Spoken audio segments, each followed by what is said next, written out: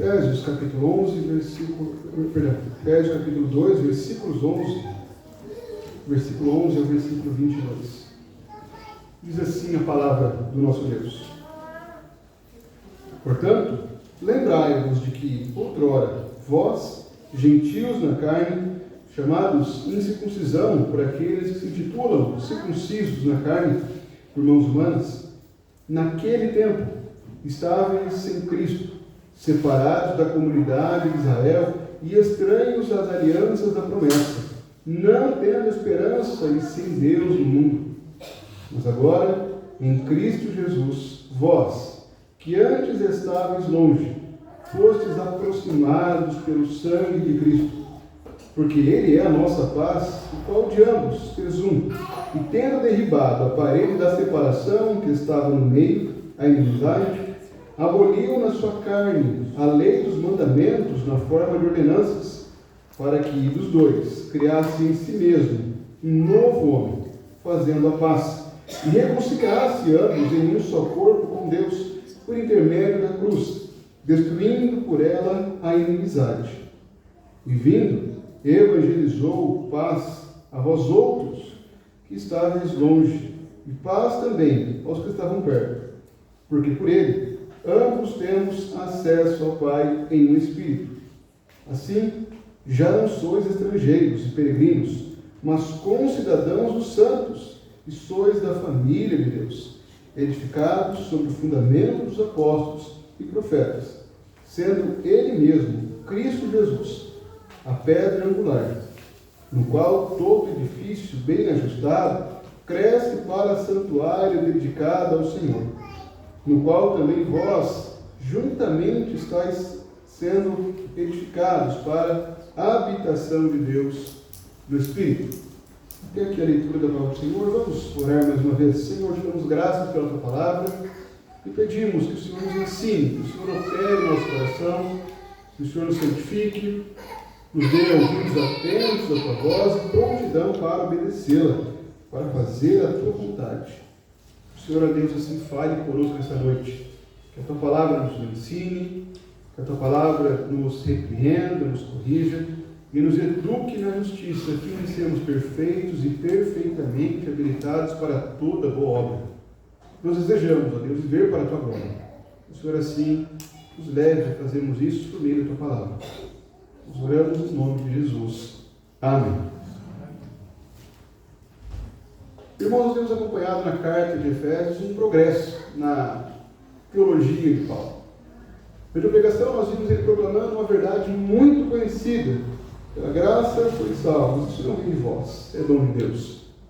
Paulo mostrou ali justamente o contraste entre o que nós éramos e o que nós agora somos. Antes nós éramos mortos em delitos e pecados, andávamos segundo o curso desse mundo, fazíamos aquilo que o espírito da desobediência que atua agora nesse mundo faz com que o povo viu fazendo, os ímpios façam. Nós vimos que nós praticávamos tudo aquilo que a nossa carne, os nossos pensamentos desejavam. Nós éramos completamente reprovados por Deus.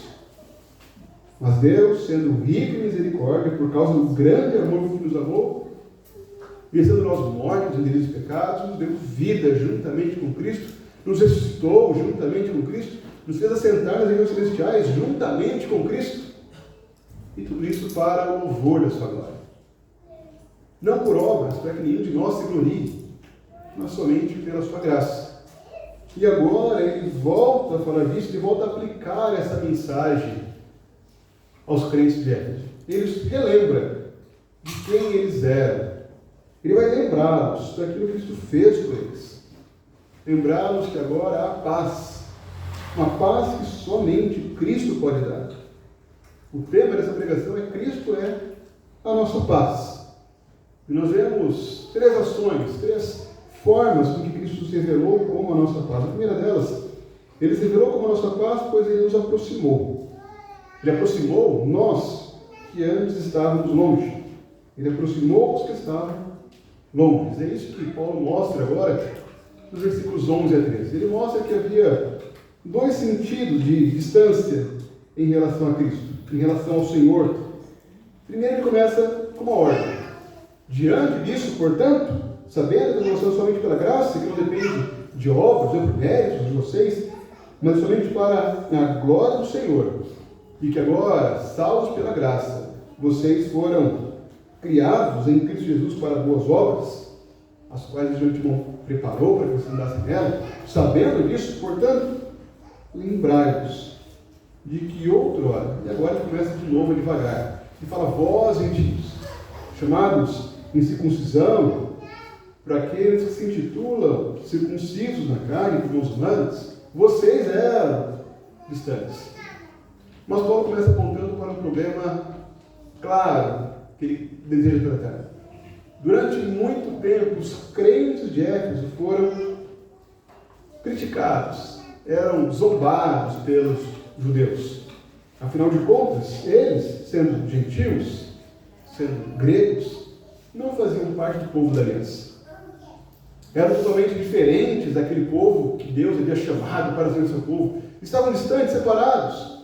Eram chamados de incircuncisão por aqueles que se dizem circuncisão, aqueles que eram circuncidados na carne. E aqui Paulo aponta para um problema que era muito conhecido entre judeus e gentios. Os judeus tinham orgulho de sua posição. A circuncisão foi dada por Deus, não havia nada de errado, justamente em relação à circuncisão. Na verdade, era uma ordem. Havia maldição para aqueles que não recebiam essa marca.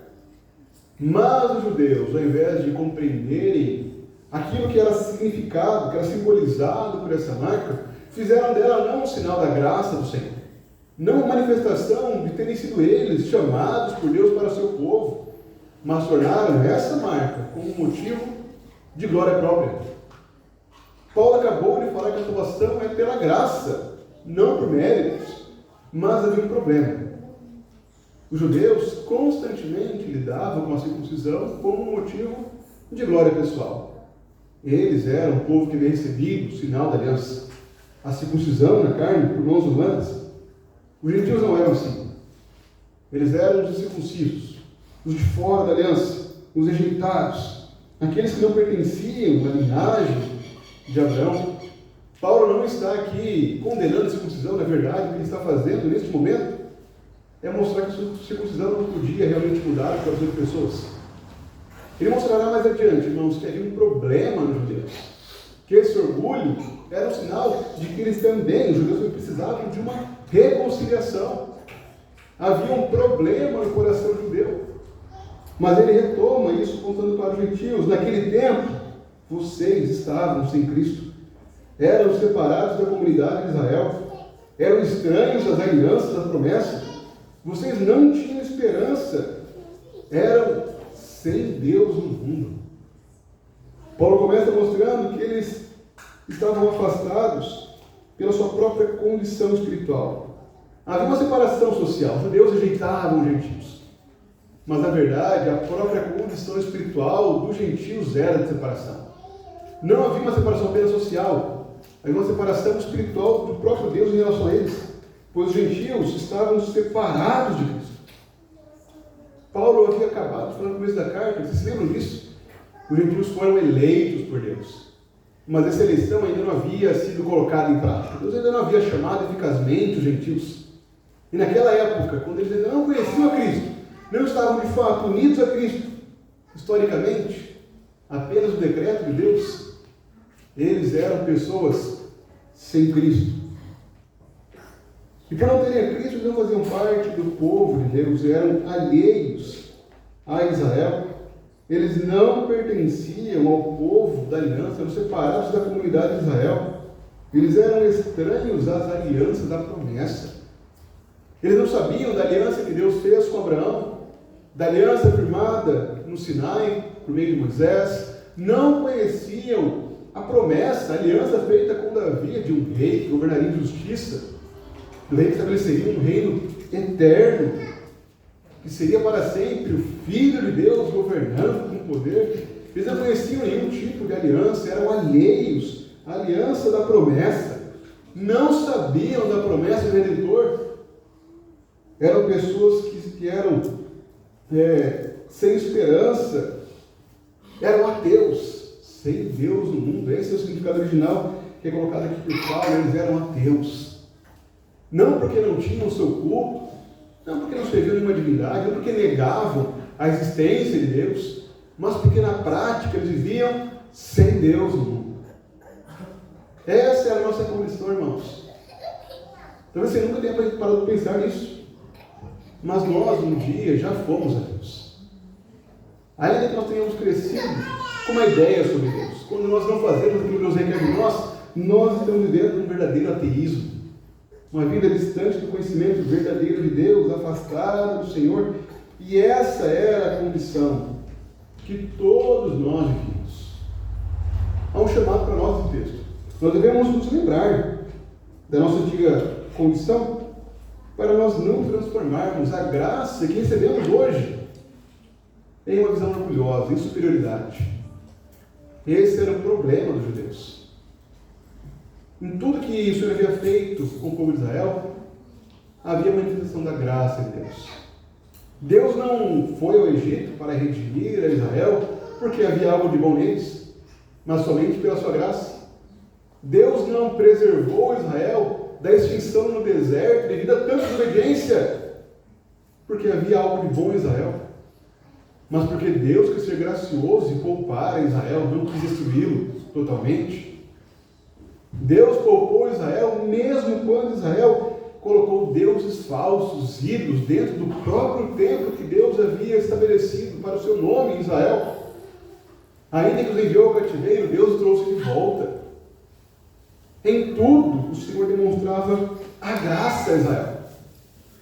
Mas qual era a condição desses judeus circuncisos na carne? Aqueles que cumpriam perfeitamente a lei eram pessoas orgulhosas, que construíam barreiras e muros, que se viam como seres superiores pelo fato de conhecer o Evangelho, ou de conhecerem, na verdade, a lei de Deus. Eram aqueles que sabiam das promessas, conheciam a aliança, tinham aliança na carne, mas não vivenciavam a graça de Deus. E aqui, irmãos, está um grande risco a nós. Nós podemos sim conhecer o Evangelho, saber muito sobre Cristo, conhecer muito de teologia, mas ao invés de manifestarmos isso em amor, em graça, e amarmos de fato a igreja, amarmos de fato os irmãos, nos tornarmos orgulhosos. É claro que não devemos confundir. Nem sempre bons argumentos, uma boa construção teológica, uma boa resposta de alguém é uma marca de um orgulho. Na verdade, é dever de todos nós. Sabemos muito bem defender nossa fé, sabemos muito bem expor aquilo que cremos e por que cremos naquilo. Não devemos fazer isso, irmãos. Mas a forma que nós fazemos é igualmente fundamental. O Senhor deseja que nós manifestemos amor. Não há nenhum pecado em ter boa teologia, não há nenhum pecado em nós, irmãos, defendermos a verdade, valorizarmos a nossa herança como reformados. Não há nenhum pecado em sermos bons presbiterianos que defendem muito bem o que creem. Estamos estudando para isso, escola dominical, inclusive. É para que os irmãos saibam muito bem não andar no pecado, sabiamente repreender aqueles que andam no pecado, mostrá-los pela Escritura como nós facilmente cedemos ao pecado. Mas tudo isso deve ser marcado pelo amor ao Senhor. Pelo amor, irmão. O pecado começa justamente, irmãos, quando nós nos esquecemos dessa doutrina. Qual doutrina? A graça do Senhor. O pecado surge justamente quando nós falamos do Senhor sem olharmos para a graça dele que nos salvou e que nos permitiu conhecê-lo como nós agora conhecemos. O problema surge quando nós achamos que a nossa boa teologia, o nosso conhecimento bíblico, a nossa boa argumentação é fruto de muito ensino e muito estudo, e não da graça do Senhor, e não da misericórdia de Deus que se revela continuamente a nós. Portanto, meu irmão, de fato, estude a Escritura, aprenda do Senhor, estude, leia bons livros.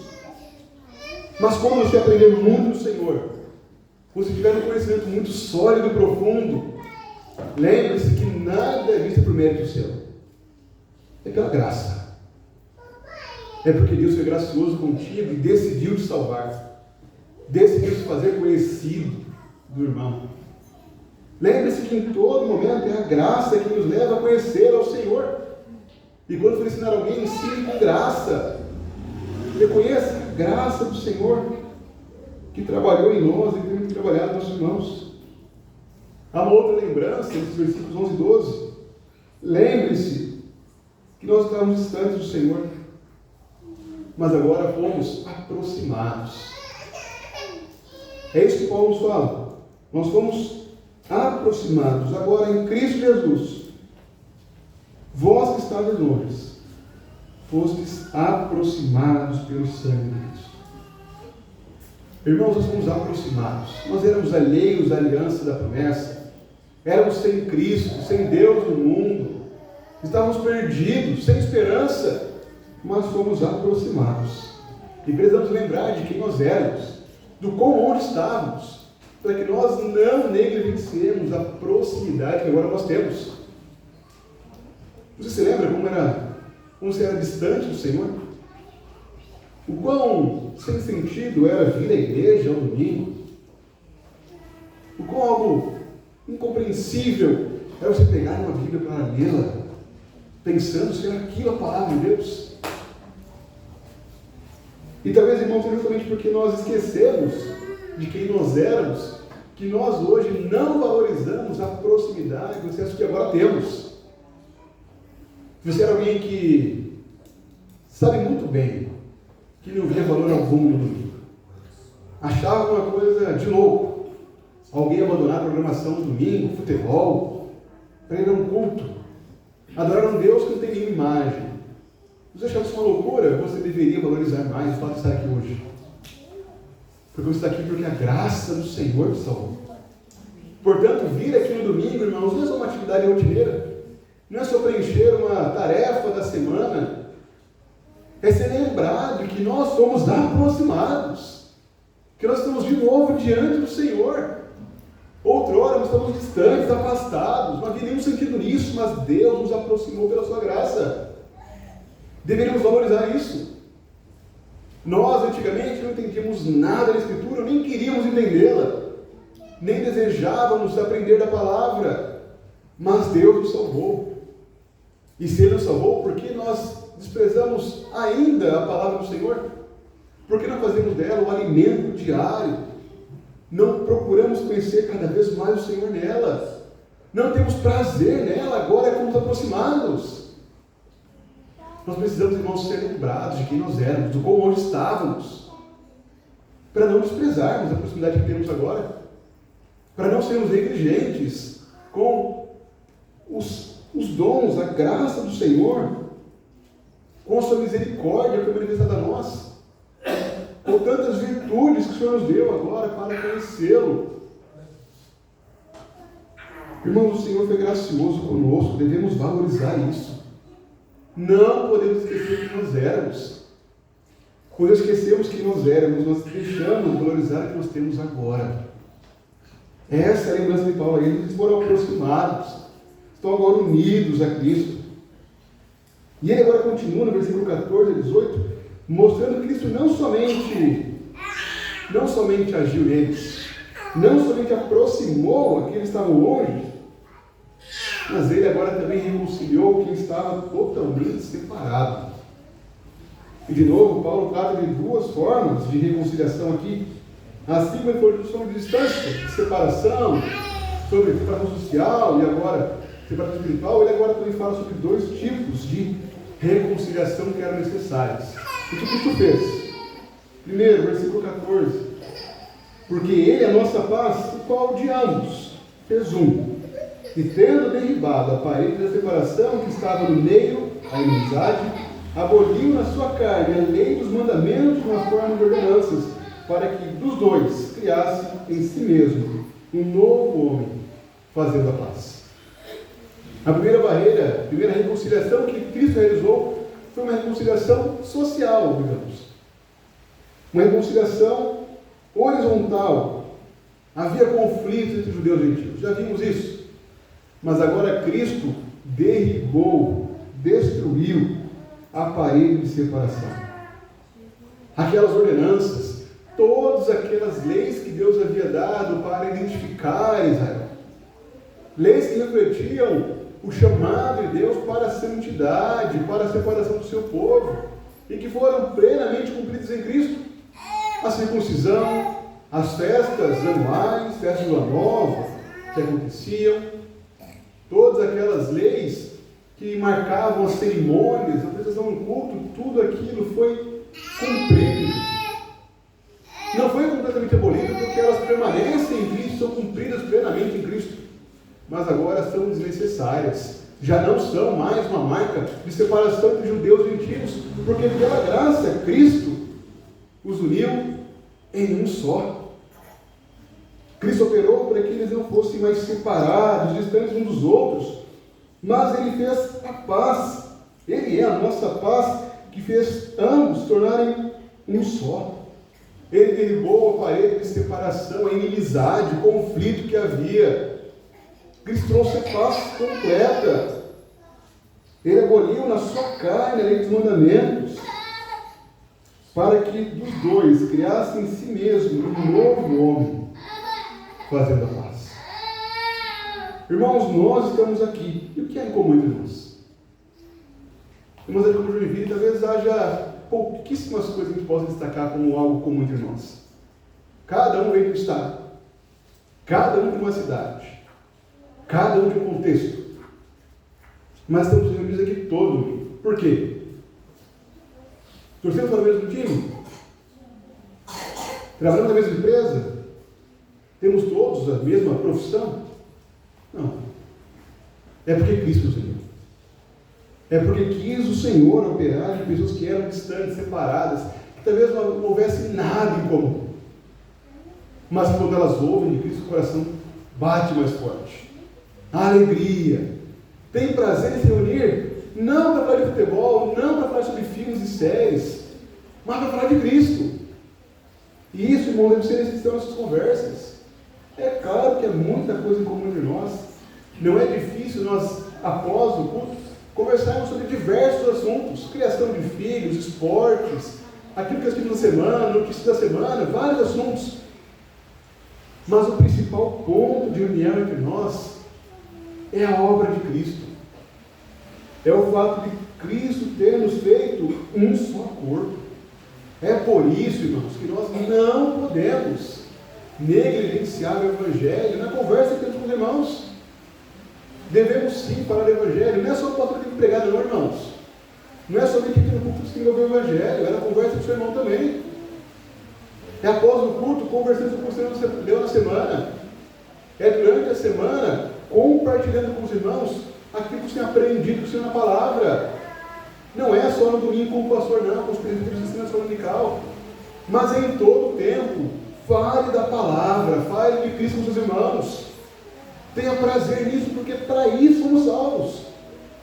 Para estarmos unidos em Cristo, para falarmos de Cristo, para fortalecermos a fé uns dos outros por meio de Cristo. Falemos disso. Mas ainda há um segundo sentido em que Cristo aboliu a separação, que Cristo reconciliou. O versículo prossegue: reconciliar-se ambos em um só corpo com Deus, por intermédio da cruz, destruindo por ela a inimizade. Não havia só inimizade entre judeus e gentios. Na verdade, dessas duas, a inimizade entre judeus e gentios era a mais significante, a menos problemática. Afinal de contas, ambos estavam na mesma condição. Tanto judeus quanto gentios eram pecadores, eram separados de Deus.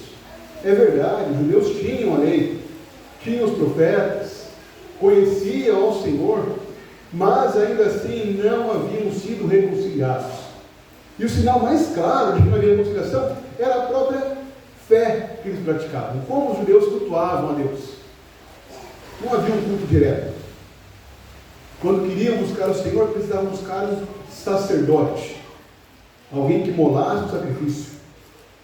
E eles nada faziam. Quem entrava no santo lugar era o sacerdote. Quem ia ano após ano até o Santo dos Santos era o sacerdote. Havia uma parede clara de separação. Se os judeus queriam construir paredes que separavam eles dos gentios, o próprio Deus ordenou que eles fizessem uma parede que os separava do próprio Deus. Deus os redimiu, mas deixou muito claro: até aqui vocês vão, daqui para frente não passem, porque se passarem serão fulminados. Eu não posso suportá-los. Vocês são sim o meu povo. Eu fiz promessas, aliança com vocês, mas há uma parede muito clara. O sumo sacerdote, que representa vocês, deve entrar no santo dos santos com a corda amarrada na cintura, com um sininho. Porque se eu reprová-lo, ele será fulminado, ele morrerá. Uma parede muito clara entre nós. Essa era a condição dos judeus. Quanto mais os gentios que foi dito aqui. A lei das promessas, separado de Israel, separado de Cristo, sem Deus no mundo. Se os judeus tinham barreira grande, quanto mais os gentios que nem conheciam da aliança. Mas aquilo que nenhum deles poderia fazer, aquilo que a lei não pôde fazer, Cristo fez. Cristo reconciliou a ambos em um só corpo com Deus. E como ele fez isso? Por intermédio da cruz. Cristo assumiu o pecado que era de judeus e gentios. Cristo se fez pecado pelo orgulho dos judeus, por pensarem que eram melhores, mais dignos do amor de Deus. Cristo se fez pecado por conta da miséria, da condição deplorável dos gentios, de sua idolatria, distantes do Senhor, sem nenhum tipo de esperança ou promessa.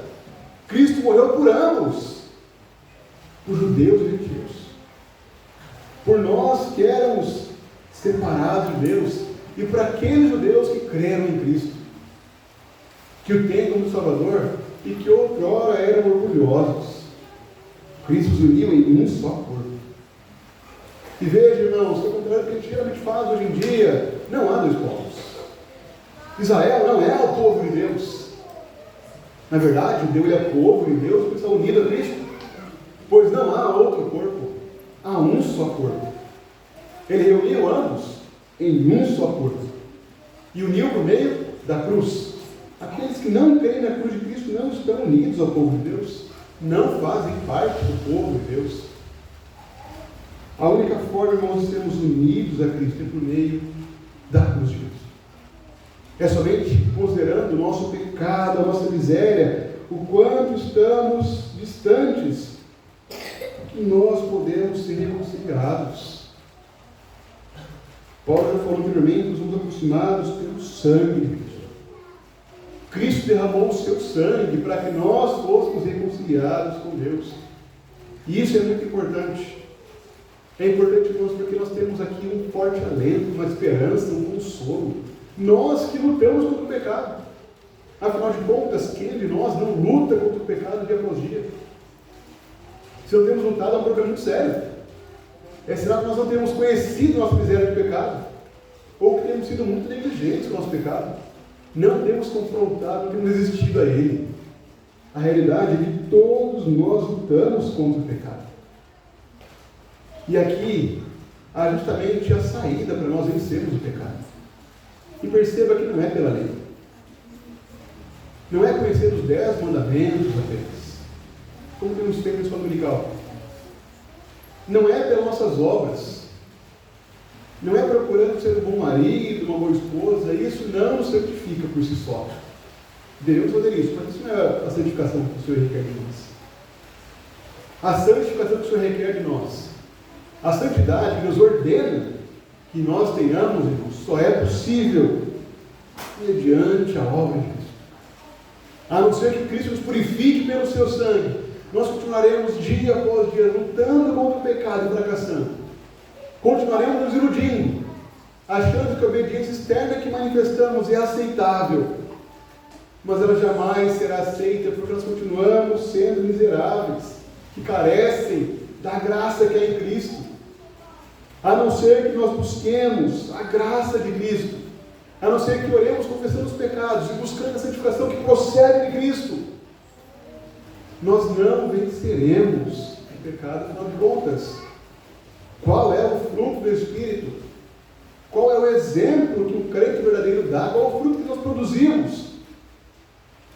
É amor, é alegria, paz, dignidade, bondade, longanimidade. E nada disso procede da lei, nada disso procede de nós, mas procede somente de Cristo. É somente por meio deles, irmãos, que nós podemos vencer o pecado.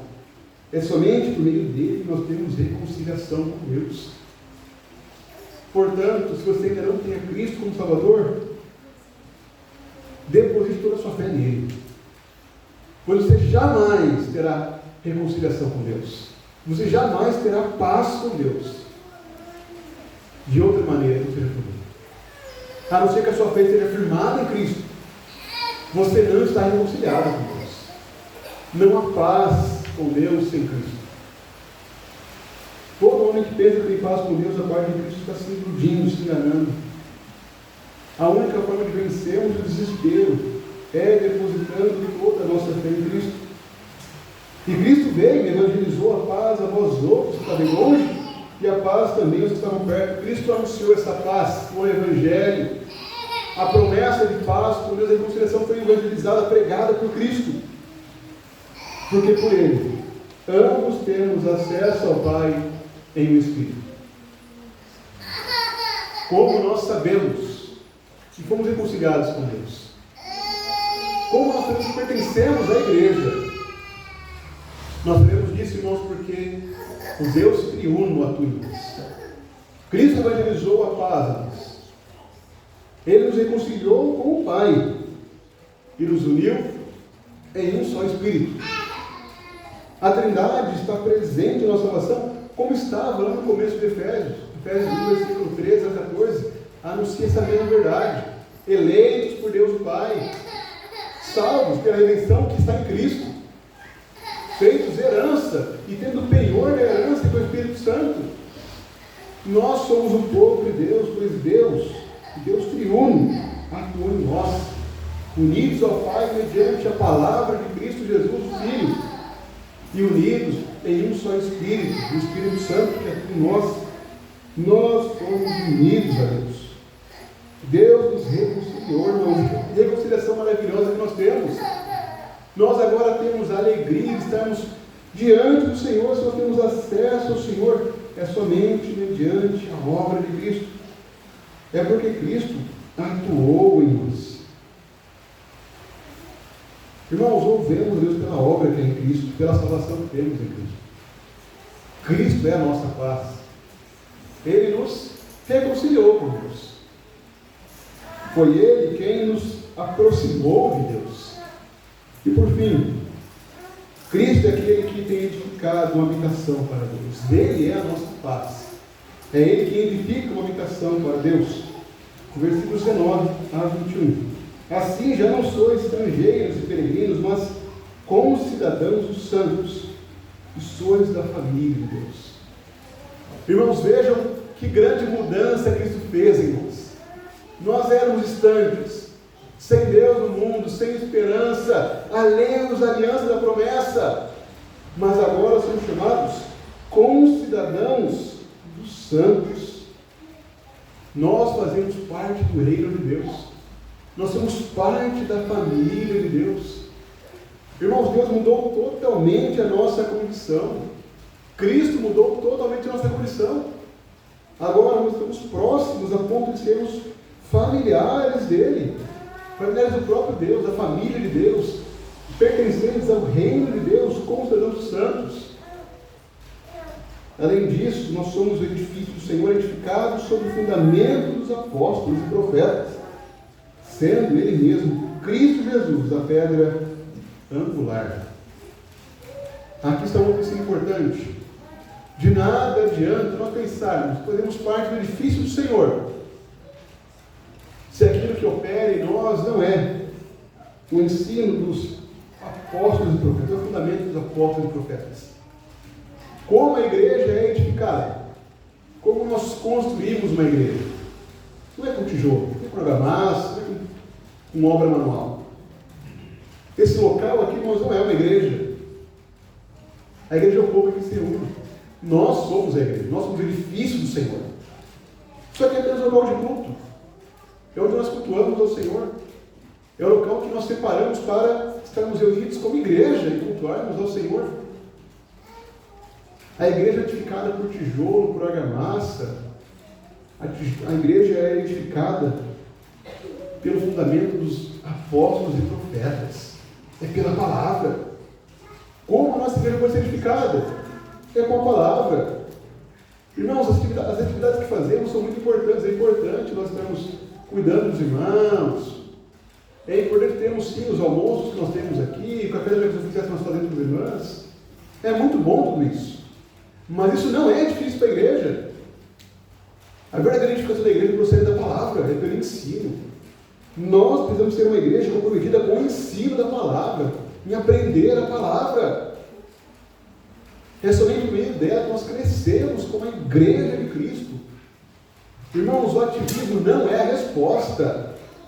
Embora seja uma boa forma de comunhão, não é a resposta para a edificação da igreja. A igreja é edificada por palavra. Se nós temos muito desejo de estarmos aqui quando há almoço, quando há café da manhã, mas vacilamos quando há estudo bíblico, quando há escola dominical domingo de manhã, quando há pregação da noite, estamos cansados, com sono, nós não estamos crescendo como igreja. Porque a igreja não é o almoço, não é o café da manhã, é a palavra sendo pregada, é a palavra sendo ensinada, é nós sendo edificados pelo fundamento dos profetas e apóstolos, é pela palavra de Deus que nós crescemos. Precisamos de mais palavra, sermos comprometidos com a palavra, a fim de nós crescermos como igreja. Mas também uma outra aplicação, amigos, no qual todo edifício bem ajustado cresce para santuário dedicado ao Senhor. Como nós crescemos? Tendo um edifício bem ajustado. Quem ajusta o edifício? Quem coloca as pedras em ordem? Irmãos, eu nunca fiz isso, não preciso nem fazer para saber. Eu nunca edifiquei uma casa, nunca construí uma parede. Mas eu sei muito bem, se eu tentar fazer isso, vai ficar como? Tudo torto, tudo fora do lugar. Eu não sou bom em edificação. O pastor não sabe edificar a igreja de Cristo. Quem sabe fazer isso? É Cristo. É Ele quem ajusta cada peça no lugar. É Ele quem coloca cada pedra no local que ela se encaixa perfeitamente. Inclusive, não foi eu que trouxe você aqui, foi o próprio Cristo que fez isso. E por que Ele fez isso? Porque Ele sabe exatamente onde te encaixar. Só que há um problema. Será que você está cumprindo com o propósito pelo qual Ele te colocou aqui? Será que Ele te colocou aqui com o propósito? Você tem realmente praticado isso, colocado isso em prática? Deus te deu um dom. Foi Ele que te deu o dom espiritual que você possui. Seja ele de ensino, de serviço, seja o dom de misericórdia, de contribuição, seja o dom de governo. Qualquer que seja o dom, foi Cristo quem te deu. E a questão é, você tem usado esse dom? Ele te colocou aqui exatamente do jeito que você deveria estar. Ouvindo esta palavra que você coloca em prática isso. A questão é você ter colocado isso em prática. Irmãos, nós precisamos ser uma igreja comprometida em exercer os dons. Todos nós temos utilidade nessa igreja. Ninguém que pertence a Cristo é alguém sem nenhum tipo de dom. É alguém sem chamado nenhum. E nós temos muitas demandas. Precisamos de trabalhadores. Nós temos orado para o Senhor de mais trabalhadores. Portanto, meu irmão, ache o seu lugar. Reconheça onde Cristo te colocou. E cumpra o seu chamado. Cumpra para a glória dele. Não faça pensando, fazendo favor para o conselho, favor para a igreja, para o pastor, nada disso. Não é para nós que você dá esses dons, é para o Senhor. Portanto, faça o seu melhor, porque é para Ele, não para nós. O edifício ele é bem ajustado, ele cresce sendo bem ajustado.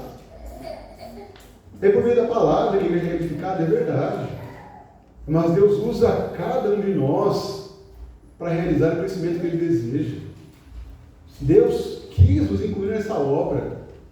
E é nosso dever trabalharmos por isso, sendo edificados sobre Cristo, a pedra angular. É servindo a Cristo, aquele que sustenta todo o edifício, que nós crescemos como igreja. Assim Paulo conclui, no qual também vós, juntamente, estáis sendo edificados para a habitação de Deus no Espírito. Irmãos, que a nossa igreja, que a igreja presbiteriana das Oliveiras, seja de fato uma igreja que é edificada juntamente para ser a habitação de Deus pelo Espírito. Que por meio da palavra dos apóstolos, dos profetas, firmados na pedra angular, que sustenta todo o edifício que é Cristo Jesus, nós cresçamos com a habitação de Deus. Que cada um de nós, sendo uma pedra bem ajustada, cumpra com o seu trabalho.